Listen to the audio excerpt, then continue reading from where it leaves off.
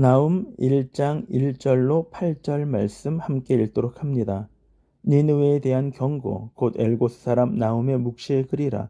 여호와는 질투하시며 보복하시는 하나님이시니라. 여호와는 보복하시며 진노하시되 자기를 거스리는 자에게 여호와는 보복하시며 자기를 대적하는 자에게 진노를 품으시며 여호와는 노하기를 더디하시며 권능이 크시며 벌받는 자를 결코 내버려 두지 아니하시느니라. 여호와의 길은 회오리 바람과 광풍이 있고 구름은 그의 발에 티끌이로다.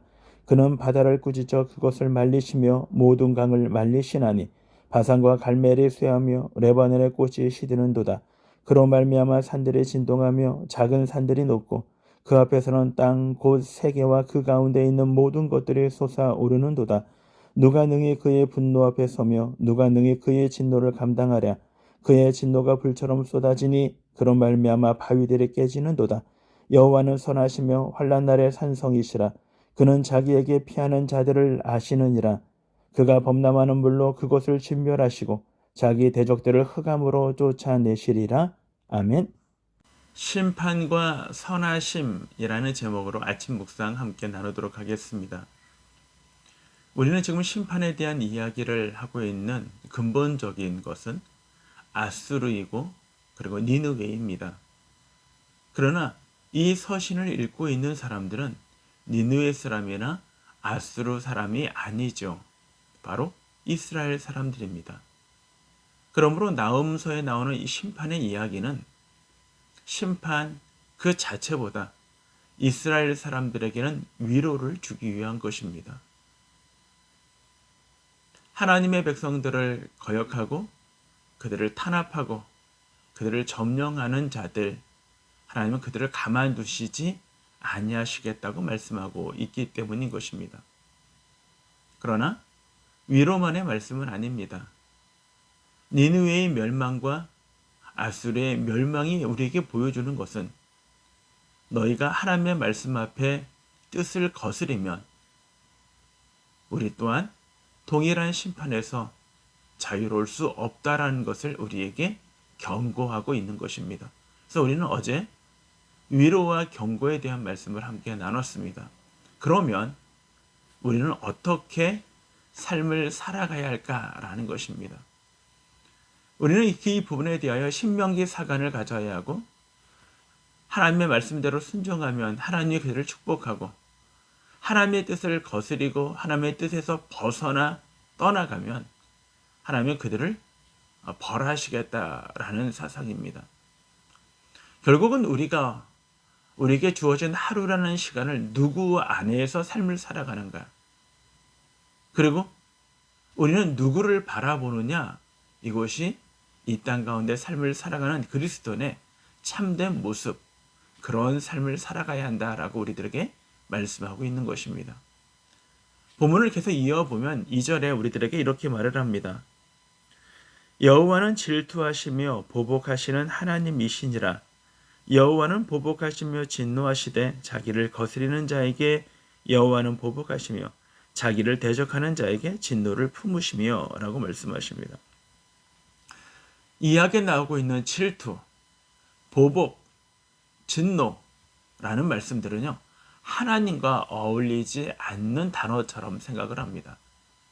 우리가 하나님에 대해서 우리가 기대하는 것은 하나님은 끝없고 무궁한 사랑을 우리에게 베풀어 주시고 우리의 잘못에 대하여 용서하시며 인애를 베풀어 주시고 오래 참으시고 용서하시는 하나님, 그것이 우리가 바라보고 소망하는 하나님의 모습인 것입니다.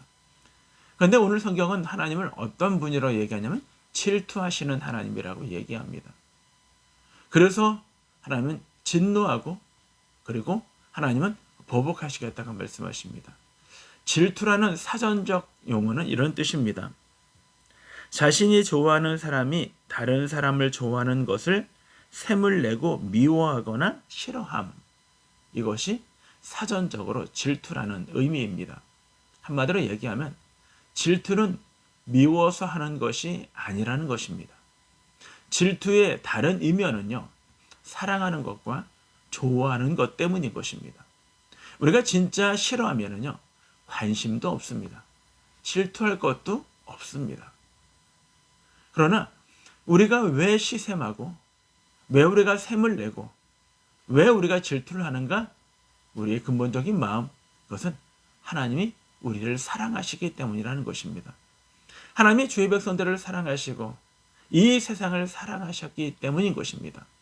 그런데 왜 하나님이 분노하시고 하나님이 왜 보복하시고 진노하십니까?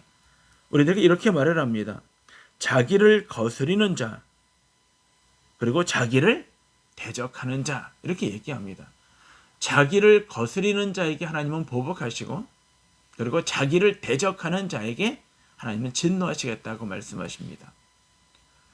하나님의 거룩한 백성들이 하나님의 뜻 가운데 삶을 살아가야 하는데, 하나님보다 다른 것을 더 좋아하거나, 하나님이 우리들에게 요구하시는 인애와 공의와 정의의 거룩한 백성으로 삶을 살아가기를 원하는데, 우리가 그렇게 삶을 살아가지 아니하는 모습, 뿐만 아니라 하나님에 대하여 대적하는 자들, 그런 삶의 모습들, 그것에 대하여 하나님이 진노하시고 그 부분에 대하여 하나님이 보복하시겠다고 우리에게 말씀하십니다. 왜냐면요, 하나님은 공의로우신 하나님이기 때문입니다. 우리는 하나님의 나라를 이루는 두 가지 기둥이 있다라고 우리는 아모스를 설을 공부하면서 말씀을 나눴던 걸 기억하십니다. 바로 공의와 정의인 것이죠. 아브람 조슈아 허셀이라는 사람이 이 세상에는 세 개의 기둥이 있다라고 이야기했습니다. 이 사람은 랍비입니다. 랍비 출신입니다. 그 첫 번째가 예배고, 두 번째가 자애고, 세 번째가 공부다라고 얘기했습니다. 예배라는 것은 우리가 마땅히 영광을 돌려야 할 하나님에게 우리가 영광을 돌리며, 그 영광을 돌리는 우리의 삶 속에 인간은 한계, 제한적인 인생임을, 우리의 한계가 있음을 인정하고 경외심을 품는 것, 그것이 바로 예배라고 정의했습니다. 자애는 하나님이 창조하신 피조물과 자연 세계의 모든 것들을 하나님 사랑, 이웃 사랑, 그리고 자연을 관리해야 되는, 사랑으로 관리해야 되는 것, 그것들을 끊임없이 바라보는 것이 바로 자애라고 이야기했습니다. 세 번째 공부는요, 끊임없이 나의 삶 속에서 예배와 자애가 실천되어지도록 우리의 한계를 돌파해 나가는 것, 그것이 공부라고 이야기했습니다. 말은 조금 다르지만 결국 하나님의 나라를 이루는 공의와 정의, 그것을 거스리는 자들을 하나님은 보복하시고 그것에 대하여 대적하는 자들을 하나님은 진노하시겠다고 우리들에게 말씀하고 있는 것입니다. 그러므로 우리는 어떠한 삶을 살아가야 합니까? 늘 예배하고 늘 사랑으로 품고 하나님의 말씀대로 삶을 살아가려고 꾸준히 부단히 힘쓰고 애쓰는 우리의 삶의 변화, 그것이 이 땅의 성도인 저와 여러분이 삶을 살아가야 할 삶의 모습인 것입니다. 3절에 보면 이렇게 얘기합니다. 여호와는 노하기를 더디하시며 권능이 크시며 벌받는 자를 결코 내버려 두시지 아니하시느니라. 여호와의 길은 회오리 바람과 광풍이 있고 구름은 그의 발에 티끌이로다 라고 얘기합니다. 참 뜬금없는 말을 해요. 보복에 대하여, 질투에 대하여, 진노에 대해 말씀하시고는 여호와는 노하기를 더디하신다라고 얘기합니다. 이 여호와는 노하기를 더디하신다라는 것은 단순히 그냥 심판에 대한 것들을 계속 유예한다라는 의미를 얘기하고 있는 것이 아니라는 것입니다. 여기서는 하나님의 때입니다. 시간. 우리가 카이로스라는 단어를 쓰죠. 카이로스는 크로노스와 달리 흘러가는 시간이 아니라 의미 있는 시간이라고 얘기합니다. 특별히 헬라어에서 카이로스라고 얘기할 때는요, 하나님의 시간이라고 얘기해요. 하나님의 때, 하나님의 의미를 두는 때, 바로 그것입니다. 그러나 하나님의 공의와 정의는 반드시 이루어져요. 죄에 대해서는 반드시 형벌을 가고, 그리고 그 죄를 하나님은 반드시 싫어하십니다. 다만 그 때가 아직 차지 않았기 때문이라는 것입니다.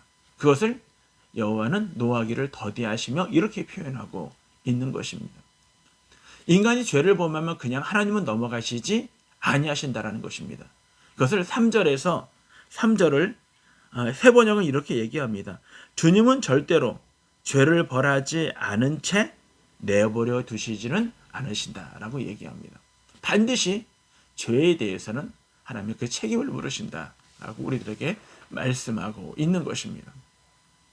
그리고 하나님에 대해서 3절 하반절부터 5절까지 쭉 이야기합니다. 여호와의 기회는 회오리 바람과 광풍이 있고 구름은 그의 발에 티끌이로다. 그는 바다를 꾸짖어 그것을 말리시며 강을 말리시며 바산과 베다를 쇠하게 하시고 레바논의 꽃이 시들게 하시고 또한 산들을 진동하게 하고 작은 물들이 높고 그 앞에 땅 세계와 그 가운데 모든 것들이 솟아오른다.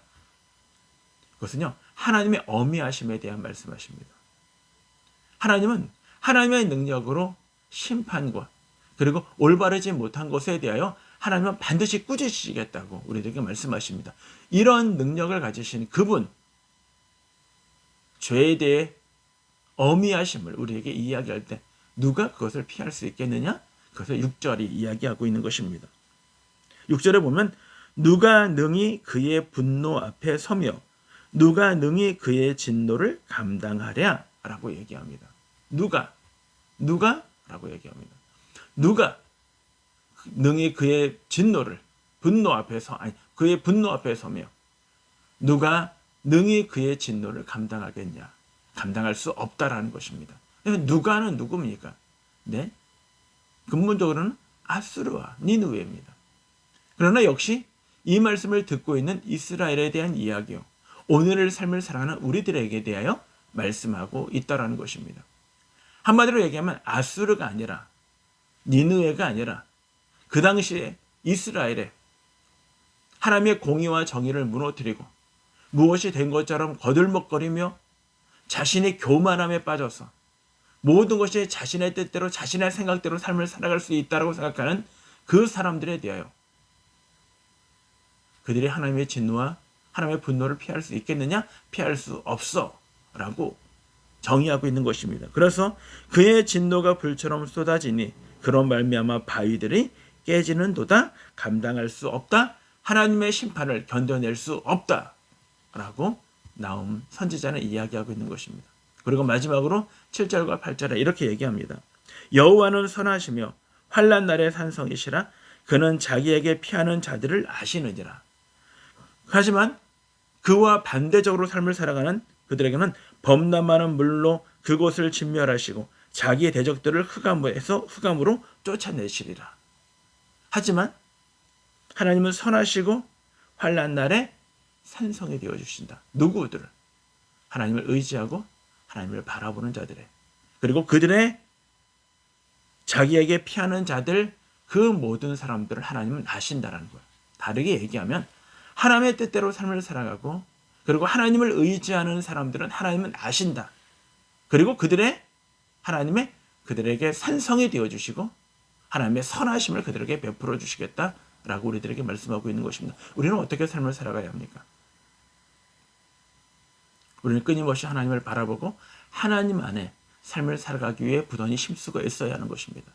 하나님의 공의와 정의가 이 땅 가운데 이루어질 수 있도록 하나님 앞에 온전한 예배와 그리고 하나님의 사랑, 이웃사랑 그 모든 것들을 우리가 이 땅 가운데 실천하며 그리고 우리의 한계를 믿음으로 돌파해 나가고자 결심하고 결단하는 사람들 그리고 하나님의 선하심과 하나님이 우리의 산성되심을 믿으시고 오늘 현실의 힘들고 어려움도 오직 믿음으로 이 모든 것들을 이끌어 모든 것을 돌파해 나가시는 우리 신구한교회 모두가 되기를 주님의 이름으로 축원합니다.